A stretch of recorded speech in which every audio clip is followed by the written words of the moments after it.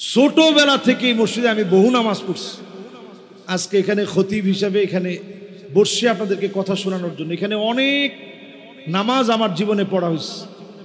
দিলু ব্যাপারী ওয়াকফ state, Moghbazar rail gate মসজিদ, ঐতিহ্যবাহী একটি মসজিদ। 1932 সনে এই মসজিদটি সর্বপ্রথম নির্মিত হয়। প্রায় 100 বছরের কাছাকাছি বয়সের একটা মসজিদে আমরা বসতে পেরেছি। আজকে আপনাদেরকে নিয়ে কথা বলার সুযোগ হয়েছে। যতজন আমার সামনে আছেন সবাই আমার অত্যন্ত আপন এবং প্রিয়। একটা মহব্বত থেকে আমরা এখানে আসছি, এখানে বসছি। শুধুমাত্র সওয়াবকে নেওয়ার জন্য যারা আসছি, আল্লাহ রাব্বুল আলামিন আমাদের আমল নামা সওয়াব দিয়ে যেন ভরপুর করে দেন, পড়ে না আমিন। রমাদান যেহেতু একেবারে সন্নিকটে, আজকের গোটা আলোচনাটা করার চেষ্টা করব রমাদান নিয়ে। মাসটার নামকরণ করা হয়েছে রমাদান। রমাদান শব্দের অর্থই হচ্ছে ইয়ারমাদুদ যুনুব। রমাদান শব্দের অর্থই হচ্ছে গুনাহগুলোকে জ্বালিয়ে দেয়া, পুড়িয়ে দেয়া। আইয়ুহাররিকাহা বিআমালিস সালিহা, সওয়াবের কাজের মধ্য দিয়ে গুনার কাজগুলোকে সব মিটিয়ে দিবে এই রমাদান মাস। জোরে বলেন আল্লাহু আকবার। এমন একটা মাস আমাদেরকে ছায়া দান করতে যাচ্ছে, যে মাসটা এত বরকতপূর্ণ। আরবের লোকদের কাছে যার দাম যত বেশি ছিল, তার নামও তত বেশি ছিল। এখানে যারা আপনারা বসছেন, যে যত বড় মাপের মানুষ তার তত বড় বড় নাম আছে। আমাদের ইমাম সাহেব হুজুর বসা আছেন, ওনার নাম কিন্তু ইমাম সাহেব না, ওনার নির্দিষ্ট একটা নাম আছে। আমি এখানে বসছি, আমি এখানে এখন জুমা পড়াবো, তো আমাকে আপনারা খতিব সাহেব বলেন। যিনি মসজিদে দায়িত্ব পালন করছেন প্রত্যেকের একটা ডেজিগনেশন আছে।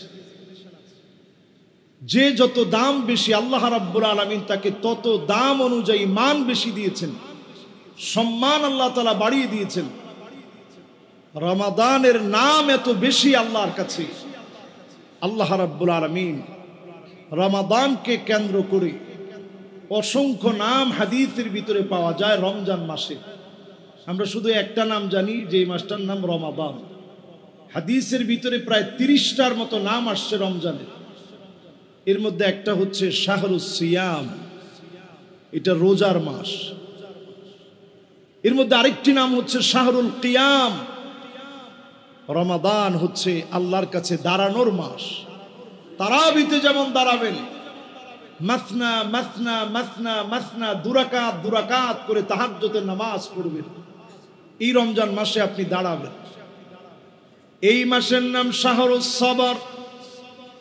রমজান মাসে সবচেয়ে বেশি সবর করবেন। রমজান মাসের নাম হলো শাহরুল ইসলাম। রমজান যখন চলে আসে, সবার মনের ভিতরে কথা জেগে যায়, অন্য সব মাসগুলা যেভাবে কাটিয়েছি, রমজানে গুনাহ থেকে মাপ পাওয়া লাগবে। এই জন্যই মাসের নাম শাহরুত তুহুর। গুনাহ থেকে এই মাসে মাপ পাওয়া যায়। মাপ চাইতে দেরি হবে, রমজান মাসে যিনি মাফ করতে দেরি করবেন না তিনি কে? এজন্য এই মাসের নাম শাহরুল গুফরান, ক্ষমা পাওয়ার মাস। এই মাসের নাম শাহরুত তাওবা, তাওবা করার মাস। এ মাসের নাম শাহরুল ইনাবা আর রুজুউ ইলাল্লাহ। রমজান মাসে আপনি আল্লাহর দিকে যত বেশি পারেন এগিয়ে আসবেন। ইউনাদি মুনাদি, ফেরেশতা নিযুক্ত হয়ে যাবে, প্রতিনিয়ত আপনাকে ডাকবে, ইয়া বাগিয়াল খাইরি আকবিল ওয়া ইয়া বাগিয়াশ শাররি আকসির। হে কল্যাণকামী, সামনের দিকে এগিয়ে যাও। হে অকল্যাণকামী, তুমি থেমে যাও। প্রত্যেক দিনে আর রাতে অসংখ্য গোলামদেরকে ডেকে ডেকে মাফ করে দিবে। রমজান আসার পরে যেই লোকটা গুনাহ থেকে মাপ পায় নাই, যেই লোকটা গুনাহ থেকে পরিত্রাণ পায় নাই, গুনাহগুলো ক্ষমা করায় নিতে পারে নাই। আল্লাহর হাবিব বলছে, মান হুরিমা খায়রাহা ফাকাদ হুরিম। রমজান পেল, গুনাহ মাফ করায় নিতে পারল না। রমজান পেল, অন্যায় থেকে নিজেকে পরিত্রাণ করাতে পারল না, ওই লোকটা চির বঞ্চিত। রমজান মাসে যদি মাফ চেয়ে নেন, যিনি অবশ্যই মাফ করে দিবেন তিনি কে? সমস্ত হাদিসগুলো পড়লে দেখা যায় 5 শ্রেণীর মানুষকে রমজান মাসে আল্লাহ মাফ করেন। এই মাসে অসংখ্য গোলাম মাফ পেয়ে যাবে। 5 শ্রেণীর মানুষ রমজান আসলেও মাফ পাবে না। তাহলে তারা কত বড় বঞ্চিত একটু চিন্তা করে। এত বড় মেহমান আপনার ঘরে আসছে, কিন্তু 5 শ্রেণীর মানুষ তখনও মাফ পায় না। এর মধ্যে 1 নাম্বার মুশরিক, যেই লোকটা শিরক করবে, আল্লাহ ছাড়া অন্যের কাছে চাবে, আল্লাহ ছাড়া অন্যের কাছে মাথা নোয়াবে, আল্লাহর কাছে অন্যের কাছে শরণাপন্ন হবে, আল্লাহ ছাড়া অন্যের কাছে ধর্ণা দিবে, এমন লোককে রমজানেও যিনি মাফ করবে না, ক্ষমা করে দিবে না, তিনি কে? রমজান পেয়েছি, শিরিক ছাড়তে পারি নাই, রমজানও আপনার মাফ হবে না। রমাদান আসার আগে শিরিকের গুনাহ যারা গুনাহগার, এখনই মাফ চাওয়ার সময়।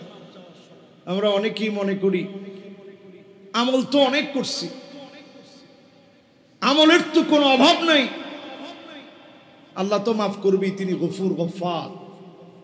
আনানাস সামা, গুনাহগুলো যদি সমুদ্রের ফেনা পরিমাণও হয়ে যায়, আনানাস সামা মানে আকাশের মেঘমালা পর্যন্ত যদি পৌঁছে যায়, করাবাতুল আরদি খাতিয়াতান, সারা দুনিয়া যদি আপনার গুনাহ দিয়ে ভরপুর হয়ে যায়, শিরকের গুনাহ না করেন, শিরকের মতো বড় অন্যায় না করেন, সব গুনাহগুলো ডেকে ডেকে যিনি রমজান মাসে মাফ করে দিবেন তিনি কে?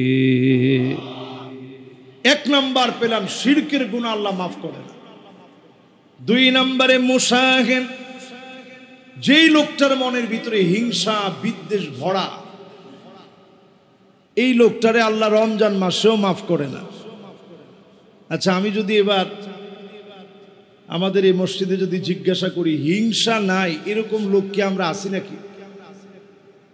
যদি আমারই প্রশ্ন করেন যে হুজুর আপনার মনে হিংসা আছে কিনা, শয়তান একটা ফিতরতি ভাবে এই হিংসাটা আমার ভিতরে জাগ্রত করবে, এটা খুব স্বাভাবিক বিষয়। এটা থেকে বাঁচার উপায় কি? যখনই আপনার মনের ভিতরে হিংসা আসবে, যে ব্যক্তির জন্য আসলে একসঙ্গে পড়াশোনা করছেন, উনিও এখন অনেক বড় হয়ে গেছে, স্বাভাবিক তখন আপনার মাথার মধ্যে আকাশ ভেঙে পড়ার মতো অবস্থা, যে সে একসঙ্গে পড়লাম, সে এত বড় হয়ে গেছে আর আমি আমার জায়গায় রয়ে গেলাম। আল্লাহ সব তুমি তারই দিছ, আমারে আর তুমি দেখলাম।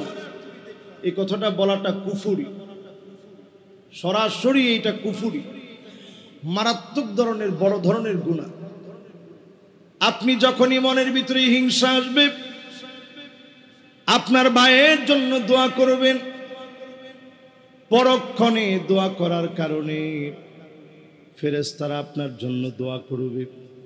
আয় আল্লাহ, আল্লাহর এই গোলামকে আপনি দিয়ে দেন, তার মন এত ভালো, সে যেমন ভাইয়ের জন্য দোয়া করলো হুবহু তারেও আপনি দিয়ে দেন। এই দোয়ার কারণে আপনাকেও যিনি দিয়ে দিবেন তিনি কে? এই জন্য খুব খেয়াল রাখা, সবসময় যখন মনের ভিতরে হিংসা আসবে, যে ভাইয়ের নামে হিংসা আসবে, যে আল্লাহ তার একটা 5 তলা বাড়ি হয়েছে, আমার তো কিছু নেই, আপনি দোয়া করবেন আল্লাহ 5 তলা একটা হয়েছে, আরেকটা দেয়। তার সন্তানগুলা প্রতিষ্ঠিত হয়ে গেছে, আপনি দোয়া করেন আল্লাহ আপনি একটা সন্তান তাকে প্রতিষ্ঠিত করেছেন, আল্লাহ তার প্রত্যেকটা সন্তানকে আপনি প্রতিষ্ঠিত করেন। যখন আপনি এরকম দোয়া করবেন, ফেরেশতারা আপনার জন্য দোয়া করবে। ওই যে দোয়া আপনি তার জন্য করলেন, হুবহু দোয়াটা ফেরেশতারা আপনার জন্য হয়ে করবে। সুবহানাল্লাহ বিহামদিহি। এই জন্য রমজান মাস আসার আগে 1 নাম্বার ঠিক করা লাগবে, ইবাদত কার জন্য করছি? শুধুমাত্র আল্লাহর জন্য ইবাদত করা লাগবে। যত নামি দামি পীর হোক, আমি কোন পীরের বিরোধী নই, তবে কোন পীর আপনাকে তিল পরিমাণ কিচ্ছু দিতে পারে না, একমাত্র দিতে পারেন কে? এই মসজিদ থেকে কথা দ্ব্যর্থহীন কণ্ঠে আমরা বলতে চাই, কোন পীরের সামান্য কোনো ক্ষমতা নাই কোনো কিছু দেওয়া। জিন্দা অথবা মৃত কোন পীর কাউকে কিচ্ছু দিতে পারে না, একমাত্র যিনি দিতে পারেন তিনি কে? আপনারা মনের ভিতরে চিন্তা করতে পারেন যে হুজুর সবারে যদি দেয় তো আল্লাহর ভান্ডার থেকে তো কিঞ্চিত কমে যাওয়ার কথা। নাউজুবিল্লাহ বলে। আল্লাহর ভান্ডারটা কত বড় একটু চিন্তা করে। লাউ ইন্না আউওয়ালাকুম ওয়া ইনসাকুম ওয়া জিন্নাকুম কামু ফি সাঈদিন ওয়াহিদিন, যদি এই দিলু ব্যাপারে মসজিদের সব মুসল্লিরা মিলে, সারা দুনিয়ার সব মানুষগুলা মিলে, আর জিন যদি সাথে মিলে আল্লাহর কাছে একটা একটা করে চাইতে থাকে, আর আমার আল্লাহ যদি শুধু দিতে থাকেন, মা নাকাসা মিম্মা যালিকা ইনদি ইল্লা কামা ইয়ানকুসুল মিখিয়াতু ইযা উদখিলাল বাহর, সমুদ্রের ভিতরে সুই ঢুকিয়ে সেই সুইটা উপরের দিকে দিলে সমুদ্র যেমন সামান্য টের পাবে না, আল্লাহর ভান্ডার এত বড়, সবাইকে দিলেও সামান্য আল্লাহর কাছ থেকে ফুরায় যাবে না। সে আল্লাহর কাছে রমজানে আসেন রাত আর দিনে, ওয়াযালিকা কুল্লু লাইলা, রাত আর দিনে মাফ করে দিবে, শুধু চাইতে দেরি হবে। অনেক গুনাহ করে ফেলেছি, অন্যায় করে ফেলেছি, আপনি চাইতে দেরি হবে। এই মাসের নামই হলো ঈদ আউলিয়া ইল্লাহ, আল্লাহর ওলিদের আনন্দের মাস এটি। ঈদ আউলিয়া ইল্লাহ, আল্লাহর ওলি হওয়ার মাস এটি। রবিউল ফুকারা, ফকিরদের বসন্তকাল এটি। এবার একটু যদি আপনাদেরকে বলি, এখানে অনেক ধনী মানুষ আছেন, হাদিসের ভিতরে নামকরণ করা হয়েছে রবিউল ফুকারা। এই রমাদান হচ্ছে দরিদ্র মানুষের জন্য বসন্তকাল।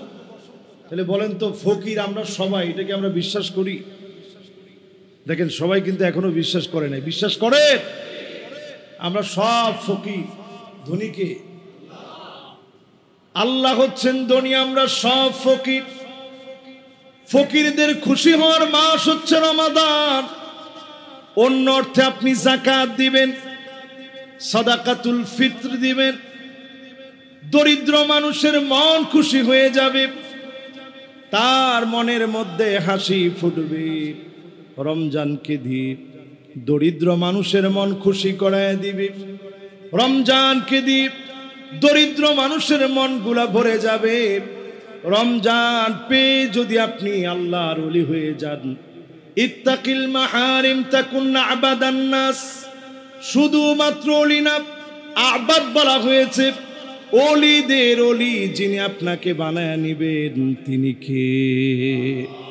শুধু হারাম ছেড়ে দেন। রমজান মাসটাকে অন্তত একটা ট্রেনিং পিরিয়ড মনে করেন। ট্রেনিং সেন্টারের ভিতরে যদি আপনি 720 ঘন্টার জন্য রমাদানের দরজা দিয়ে ঢুকেন, আরেকটা দরজা দিয়ে আপনি বের হবেন। মাত্র 30 দিনের একটা ট্রেনিং সেন্টারে আপনি ঢুকলেন, এক দরজা দিয়ে আপনি প্রবেশ করলেন রোজাদার হয়ে। আল্লাহর হকগুলো আপনি যথাযথ আদায় করলেন রোজাদার হয়ে। যদি আদায় করতে পারেন, বের হবেন আরেকটা দরজা দিয়ে। 720 ঘন্টা ট্রেনিং কাজে লাগায় যিনি আপনাকে ওলিদের ওলি বানায় নেবেন তিনি কে? সম্মানিত মুসল্লিয়ানে কেরাম, বলছিলাম 5 শ্রেণীর মানুষকে রমাদানে আল্লাহ মাফ করেন না। এর মধ্যে 1 নাম্বার বলছিলাম মুশরিক, 2 নম্বরে বলছিলাম হিংসুক, 3 নম্বরে আল্লাহ তাআলা মাফ করেন না রমজান মাসেও। আকুন বিওয়ালিদাই, পিতা মাতার সাথে যে খারাপ ব্যবহার করে এমন সন্তানদেরকে রমজানেও যিনি মাফ করবেন না, ক্ষমা করবেন না তিনি কে? ঢাকা শহরে যারা আমরা এখন বড় হচ্ছি,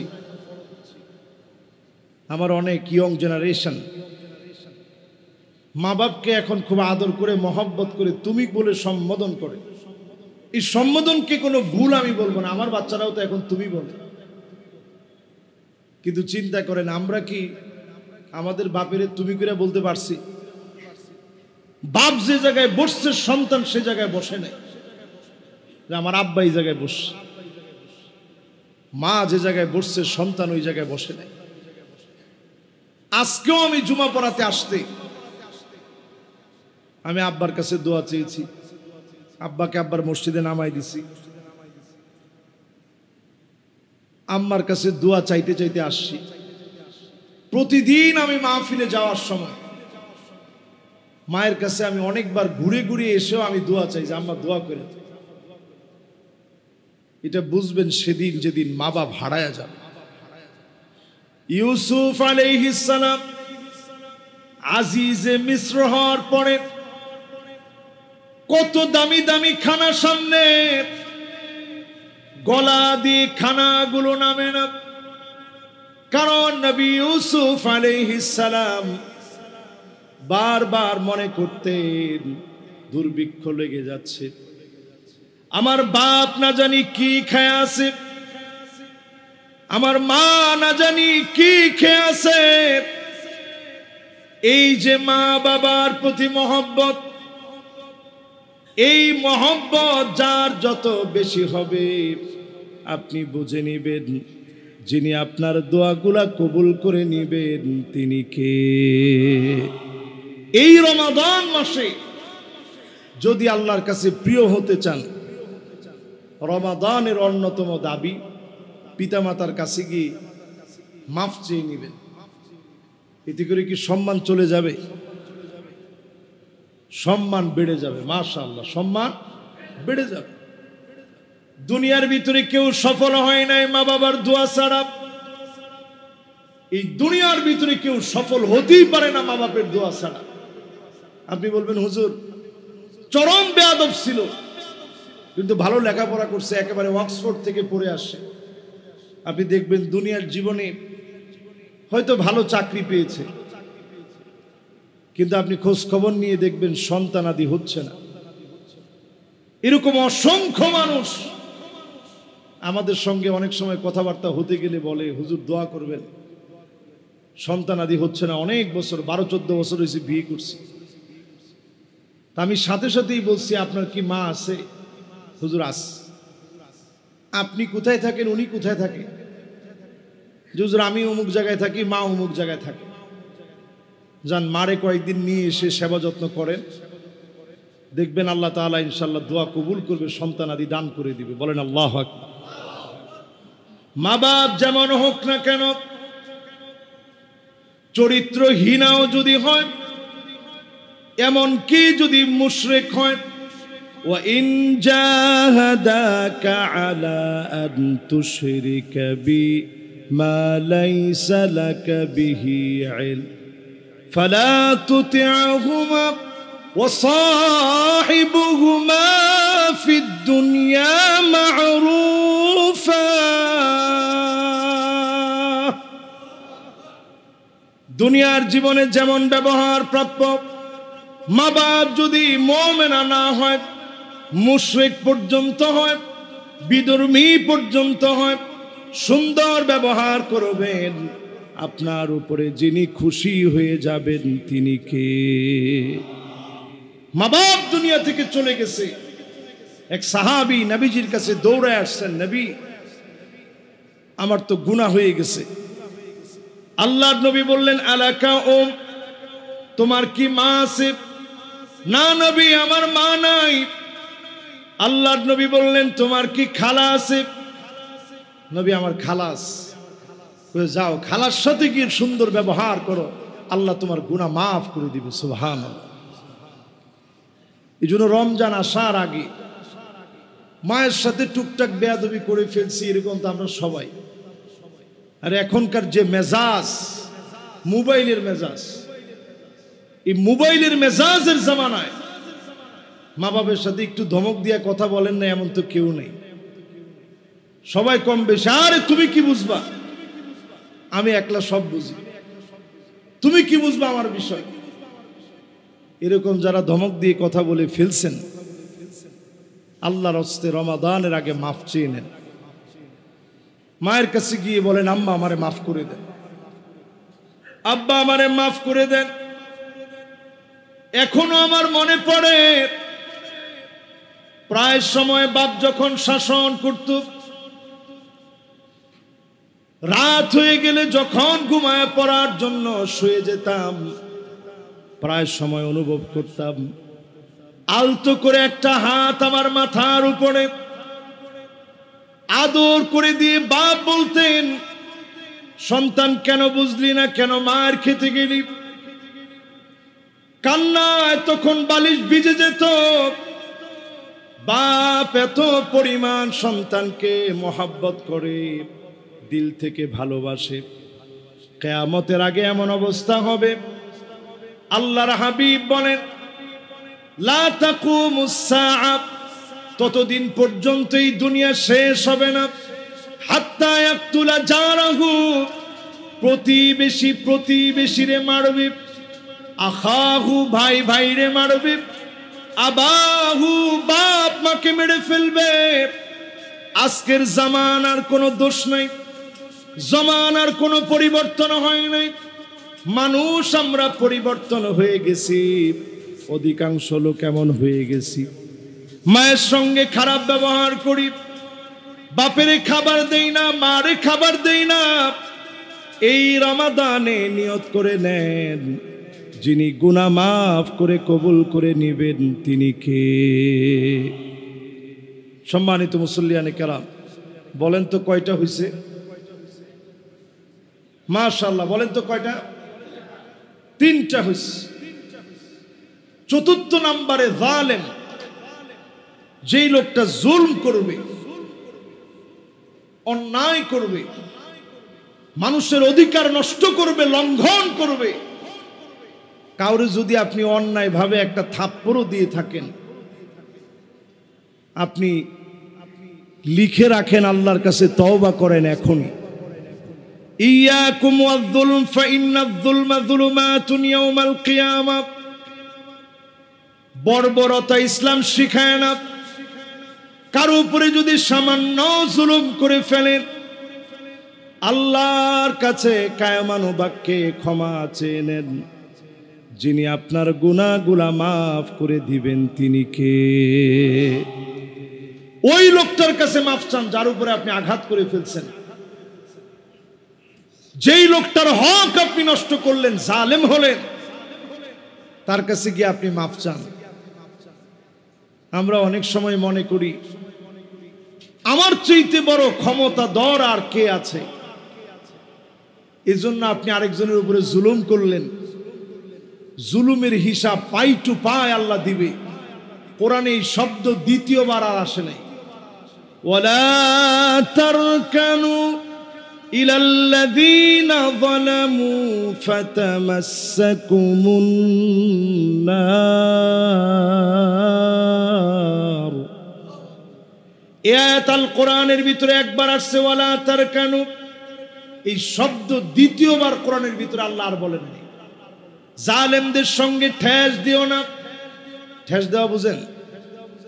হেলান দিও না। হেলান দেওয়া বুঝেন?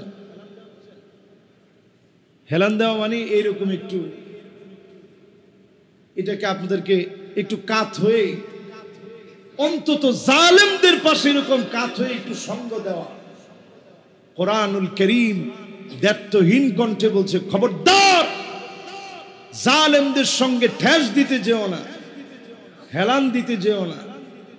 যারা দিবে তাদের জন্য জাহান্নামের আগুন অপেক্ষায় আছে। জাহান্নামের একটা সেকেন্ডের আগুন সহ্য করার মতো ক্ষমতা আমাদের আছে? এরপরে আমার ভাইয়েরা,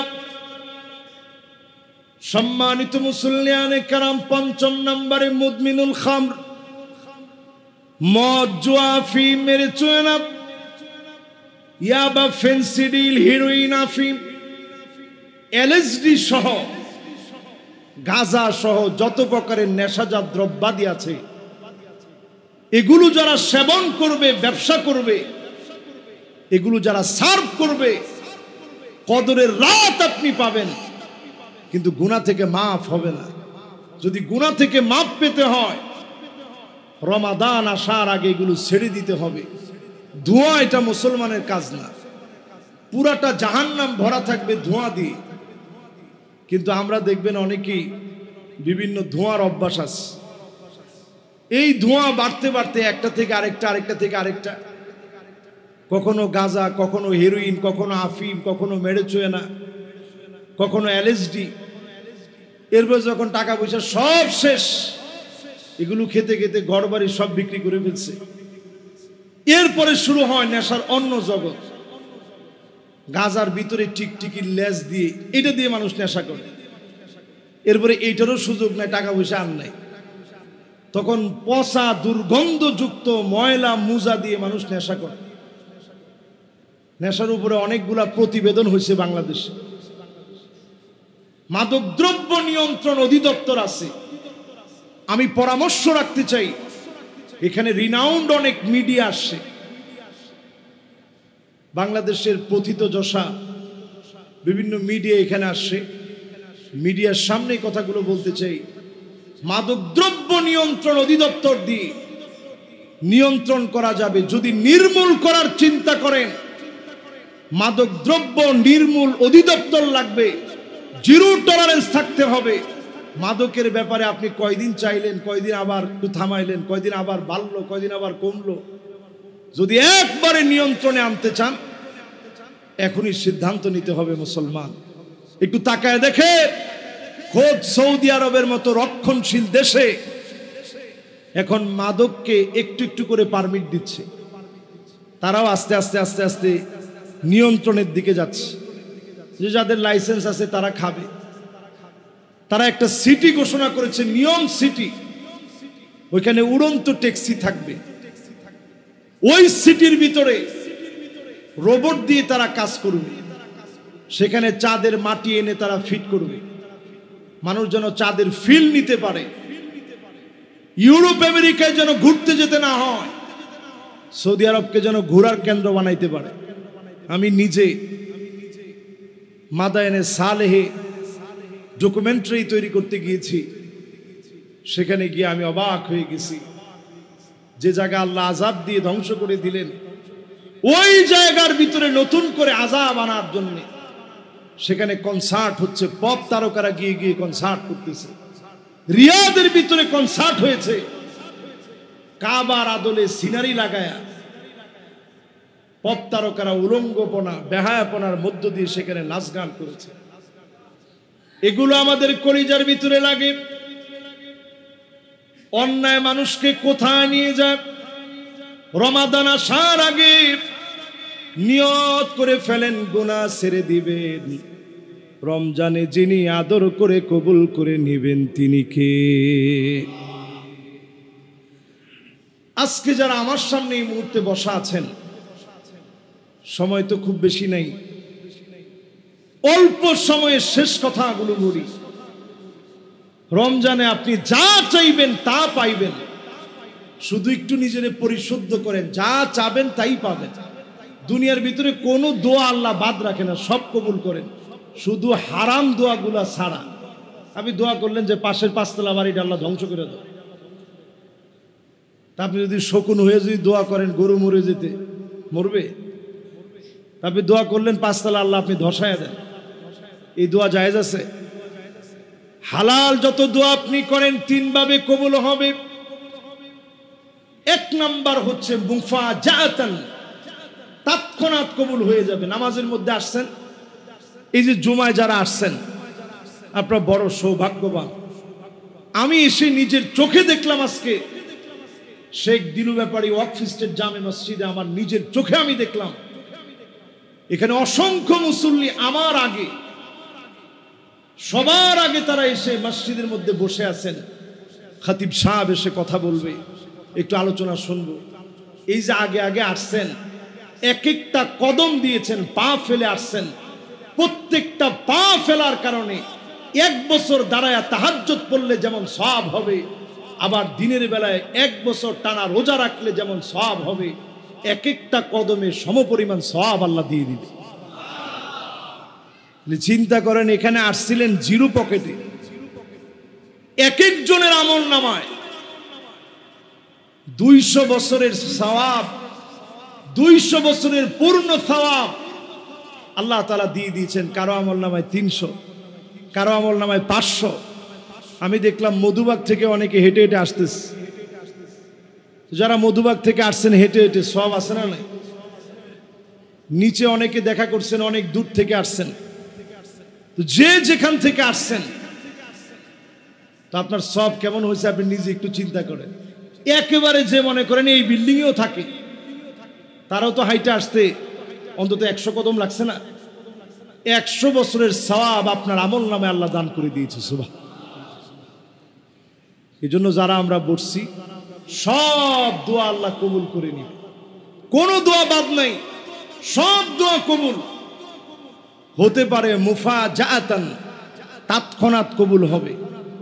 এখানে যদি আমি প্রশ্ন করি, আপনাদের প্রত্যেকের এমন দোয়া আছে কিনা মসজিদে আসার সময় দোয়া করছেন, বাড়িতে যেতে যেতে গিয়ে শুনেন দোয়া কবুল হয়ে গেছে, এমন দোয়া আছে না নাই? সবার জীবনে আছে। একটু মাথাটা নিচের দিকে দিয়ে চক্ষুটা বন্ধ করে একটু চিন্তা করেন। প্রত্যেকে জীবনে এমন অনেক বিষয় পেয়েছেন যে আপনি দোয়া করে গেছেন, যাওয়ার পর কবুল হয়ে গেছে। আরেকটা আল্লাহ দিবেন তাখিরান, তৎক্ষণাৎ দেন নাই। 10 বছর, 15 বছর, 20 বছর, 25 বছর পরে দিছেন। নবী ইব্রাহিম আলাইহিস সালাম বারবার দোয়া করছে, রব্বি হাবলি মিনাস সালিহিন, রব্বি হাবলি মিনাস সালিহিন। দোয়া করতে করতে করতে করতে করতে করতে ক্লান্ত হয়নি।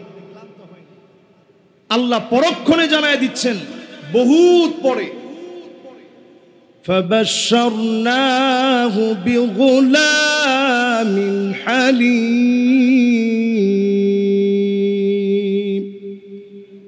গুলামে হালিম আপনাকে আমি দান করে দিচ্ছি। তার ধৈর্য কেমন? সমুদ্র, মহাসমুদ্র একদিকে রাখবে, ইসমাঈল আলাইহিস সালামের ধৈর্য এত বেশি হবে, সমুদ্রের চাইতে ওনার ধৈর্যটা বড় হয়ে যাবে। জোরে কোন আল্লাহু আকবার।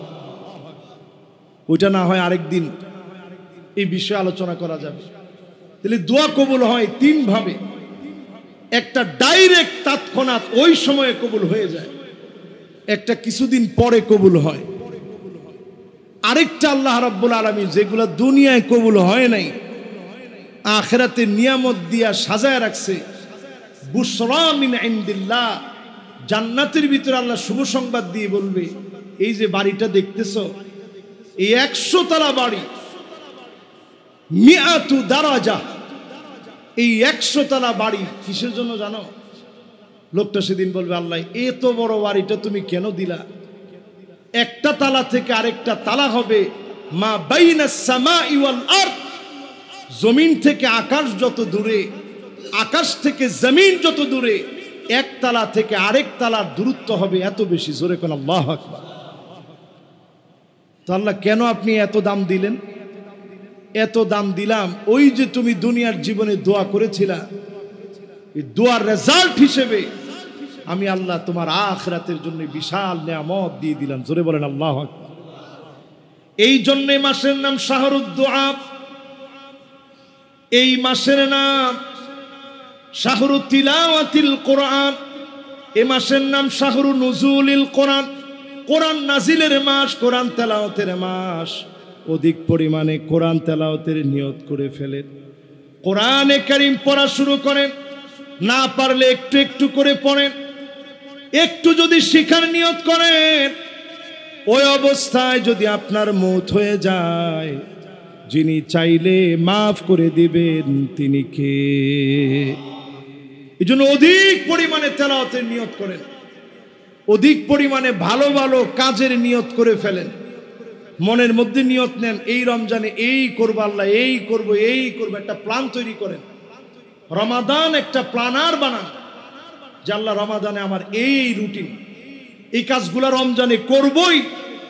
কাতাবাল্লাহু লাহু হাসানাতান কামিলা, পূর্ণ ভালোভাবে করতে পারেন নাই, রমাদান পেয়েছিলেন, হক পুরাপুরি আদায় করতে পারেন নাই, শুধু নিয়ত করেছিলেন, নিয়ত অনুযায়ী চেষ্টা করেছেন। কাতাবাল্লাহু লাহু হাসানাতান কামিলা, পূর্ণ ভালোভাবে করলে যেই পরিমাণ সওয়াব হতো, সম পরিমাণ সওয়াব যিনি বান্দার আমল নামায় দিবেন তিনি কে? শেষ কথা বলি, এই রমাদান আসার আগে রমজানের চাঁদ দেখবেন। এখন তো আমরা কেউ চাঁদ দেখি না, অন্তত চাঁদ দেখতে না পারলেও ছাদের উপর একটু উঠলেন দৌড়ায়, উইটা আপনি চাঁদটা যদি পেয়ে যান, দেখে ফেলেন, একটা দোয়া পড়বেন, আল্লাহু আকবার আল্লাহু আকবার আল্লাহু আকবার, আল্লাহুম্মা হিল্লাহু আলাইনা বিল আমনি ওয়াল ঈমান ওয়াস সালামাতি ওয়াল ইসলাম ওয়াত তাওফীক লিমা তুহিব্বু ওয়া তারদা রব্বি ওয়া রাব্বুকাল্লাহ হিলালু রুশদি ওয়া খায়র। দোয়াটা পড়তে দেরি হবে। আল্লাহ চাঁদের মালিকও আপনি, আমার মালিকও আপনি, আপনার চাইতে বড় কেউ নাই। চাঁদ আমার কিছু করতে পারে না, সব আল্লাহ আপনি দেন, আপনি কল্যাণ দান করেন। যখন আপনি কল্যাণ চেয়ে নিবেন, যিনি গুনাহ খতা মাফ করে দিবেন তিনি কে? আল্লাহ পাকের কাছে রমাদান আসার আগে কামনা করছি, আল্লাহ যেন এই রমাদান আমাদেরকে দান করে গুনাহ খতাগুলোকে আল্লাহ যেন মাফ করে দেন। পড়ে না আমিন। সম্মানিত মুসল্লিয়ানে কেরাম,